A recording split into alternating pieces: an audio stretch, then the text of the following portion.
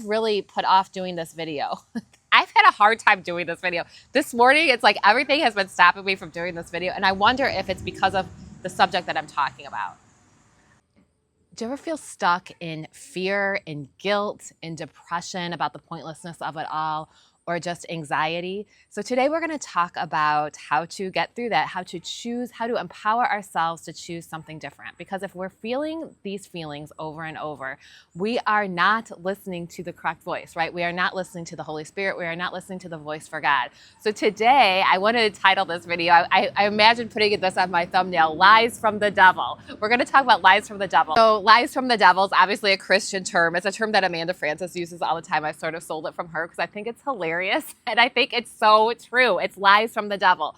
I think we should just there's a technique in therapy called thought stopping, where once you realize you're going into a negative thought, you go, stop, you yell, stop. And I used to teach this at a class, and we would in the class scream, stop. So I feel like we could scream, lies from the devil, lies from the devil. We don't want to believe the lies from the devil, right? So let's talk today about how to empower ourselves to know that this voice is not ours, that this is not the voice we want to be listening to.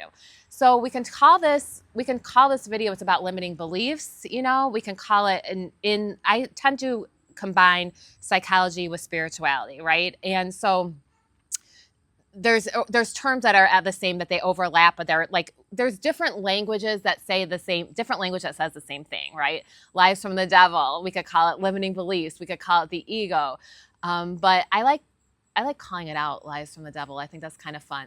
I just kind of like calling it out, lies from the devil, because it just makes it so clear that this is not the voice we want. I'm having a weird morning, the humidity, I don't know, there's things not working. I'm having one of those mornings where things are irritating. So let's get past that. Let's hopefully get past that in this video. I feel like we should start a comment thread underneath this where somebody writes out a limiting belief and then somebody else writes lies from the devil, all in caps. Should we do that? Okay, I'm in a strange mood this morning, I think. Okay, so let's talk about neuroscience. M on the Brain says that our mind wants to keep us feeling the way it's feeling. It's something that I've always said. It's something that I was taught in going to school to be a therapist, that our brain wants to keep us feeling the way that it's feeling. But M on the Brain has taken this to a whole new level. And she says that she gives us the reason, the science, the neuroscience behind this, which I think is so interesting. She says that our brain actually gives us dopamine for confirming our beliefs, even if they're beliefs we don't want. So what does this mean, that our brain gives us dopamine for confirming our beliefs, even if they're beliefs we don't want? So if we believe that life sucks, that life is hard, that money is scarce, when we see that played out in the world in our life, when we see that actually played out, our brain is giving us dopamine to keep it going. So our brain is actually making us feel good about the limiting beliefs. It's almost like life is hard, life sucks, I am right, and then I'm going to feel good about that, right? I mean, I don't know, I don't want to speak for everyone else, but I definitely think I have experienced that. And then have you ever been happy or posted something happy on social media or something? And I mean, one time I had somebody write, you suck. So, I mean, this works the opposite way too. If we believe life is good, your brain is going to find good things about your life and you're going to get dopamine. You're going to get that reinforced. If you believe that life sucks, you're going to get that reinforced. But it's okay, because all this is always good news, because it means that we can change it, right? And we don't have to believe these lies from the devil. If you think about it, it's so true that it's lies from the devil, because it's not the voice for God, right? It's the opposite of God. Anything that's making us feel horrible, that's keeping us stuck in these loops, is not God, right? So it is lies from the devil. So what's an example of a lie from the devil, and how can we identify them? Well, first of all, if we're feeling like crap, if we're feeling guilty, if we're stuck in a cycle of chronic guilt, if we're feeling depressed, if we're feeling anxious, we're believing the lies from the devil, right? So, but really this video isn't about, we don't have to identify these core hidden beliefs. We don't really have to do that right now. That's not what this video is even about.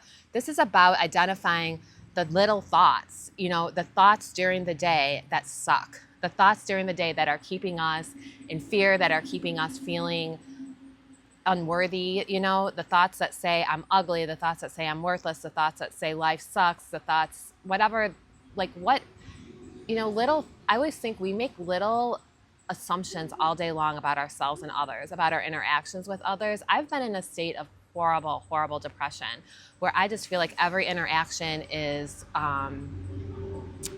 negative. And like I'm projecting all this negativity on every interaction, and it's brought me down lower and lower and lower. That's happened to me in my life. So like these little micro decisions we make all day, they add up and they're important.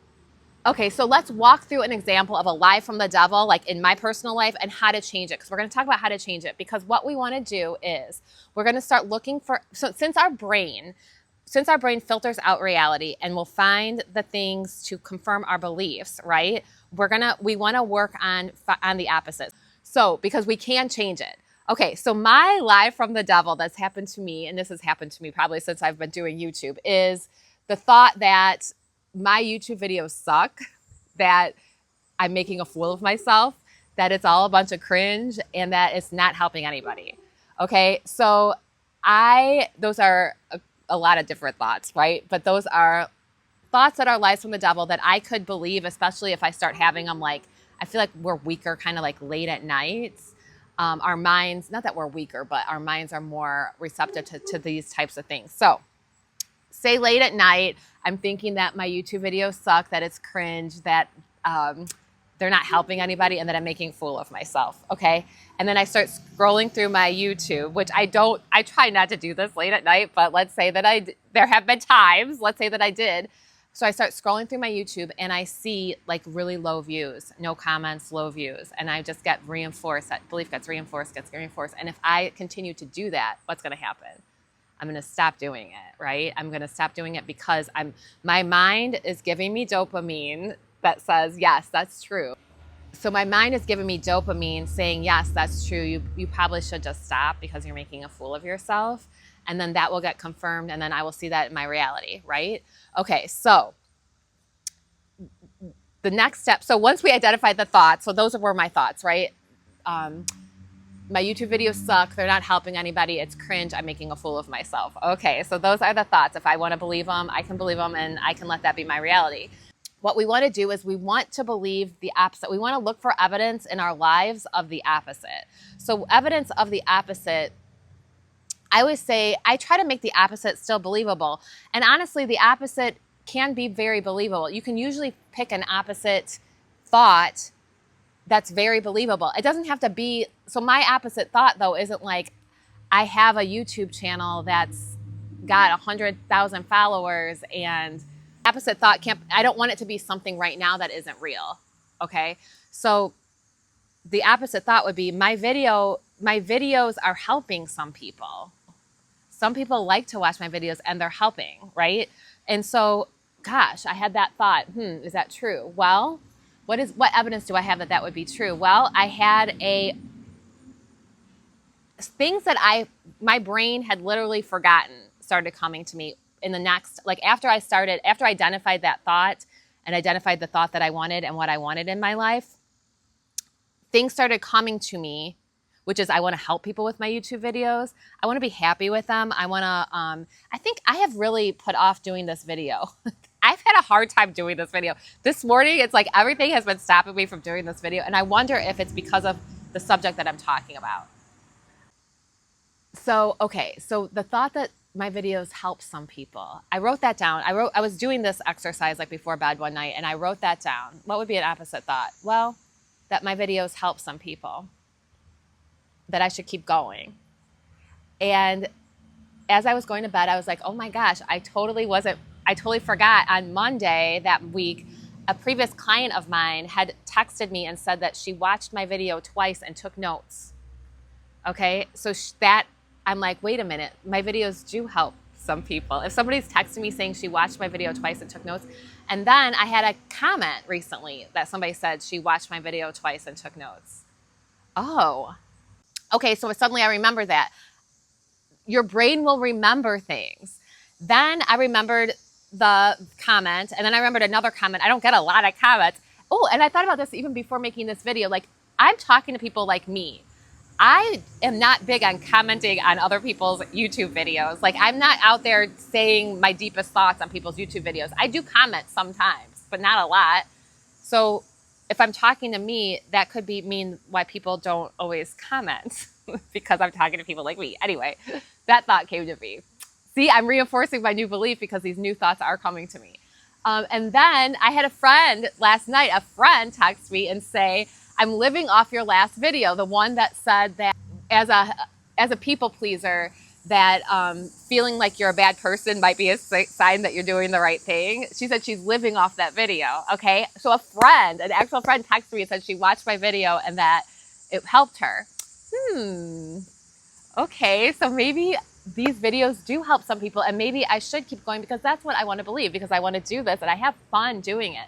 This morning though, I don't know, it was a little bit rough getting started. So this really works in all areas. This could work in any area of your life. Like, for instance, it could be something like, I'm bad with money. That's another belief that I have had, where it's like, okay, I'm bad with money, and I can think of, this is what happened to me recently. Let's give this example. I'm bad with money. What happened was I had purchased something that was more money than I really wanted to spend, and then I realized that I didn't know if I could use it. I'm not going to even get into what it was. It was at a doctor's office. So I purchased something, and then I got home that I probably can't return. And then I got home and I'm like, I don't even know if I can use this. And then it made me feel like I'm careless with money. It triggered this like feeling of fear that like I'm gonna, I don't know, mess up somehow with money or something. And then it triggered this feeling that I am bad with money, that I do this, like I waste money. And then I realized, like, okay, so what do I want to believe instead? I want to believe that I'm good with money. I want to believe that I can trust myself with money. And is that true? And man, there's a lot of areas in my life, like, okay, that was one instance that happened, but it doesn't have to define the rest of my life, right? Like, actually, that thing I bought was something that I had really wanted, that I had thought about for a long time, that it wasn't an impulse buy by any means. And even if I did do an impulse buy, that still doesn't have to mean that I'm bad with money. Like, you can think of all the reasons why you're not bad with money. Like, for instance, I budget, I keep track, I care, I'm getting better, like something like that. So, but you want to look for actual evidence in your life, and it might just be little teeny evidence at first, because remember, your brain has been rewarding you for the opposite. So we want to look for evidence of the opposite. This goes with my cognitive behavioral therapy training. We would talk about core beliefs, and you would identify the negative core belief, and then you would identify a more positive core belief, and you would look for evidence for the more positive core belief. I got this dress at a thrift store. It's a Free People dress. I love it, but I feel like I got the top actually altered already, but I feel like maybe it's the microphone. Anyway, you guys don't need to hear all of this. I told you I'm having a weird morning. Okay, so we identify the lie from the devil. Lie from the devil. We can yell that. We can do a thought stopping technique. We identify the lie from the devil. Whatever it is, the thought that's making us feel like crap. If it's making you feel like crap, it's a lie from the devil. I can almost guarantee you, if it's making you feel like crap. Things that, like, guilt that is short. I recently heard Gabby Bernstein saying something about, I think it was something from AA, like reasonable regret, like reasonable guilt. Like, it's like if you did something wrong and you need to right it, like that's different than just waking up in a feeling of regret and guilt every day. Than like making that your main feeling, making that your vibe, So like if you did something wrong, guilt is something that you're supposed to feel in my opinion, guilt is something that you are supposed to feel very short and move through if it has to correct a behavior or something, if you actually did something wrong. But if you can't identify, if it's just like this lingering feeling of guilt and your mind is looking, what happens though is your mind starts looking for things. Your mind will start looking for things to confirm it, right? It'll actually give you dopamine and say, yes, I'm right. I'm a terrible person. I laugh inappropriately. Okay, we better close for today. I have a client that I have to get ready for, but this is just a reminder not to believe the lies from the devil. You are worthy. You are a child of God. We don't want to deny the darkness. We want to deny its power over us. There is definitely a force in this world that wants to keep us down. There is a force in this world that wants to keep us down. We don't want to deny it, because to deny it would give it more power. That's called negative denial, but we want positive denial, which is when we identify the darkness, the lies from the devil, but we deny their power over us. That's why we say they are lies, right? Anything that's making us, keeping us small, keeping us in fear, keeping us feel unsafe, are lies from the devil. Star agrees. And this is also a reminder to just be kind and gentle with yourself today. Stop trying to figure it out. Allow your mind to be quiet. Allow God in. Okay, I hope this was helpful. Go ahead and subscribe if you want more videos like this. Peace and love, and I will talk to you guys soon.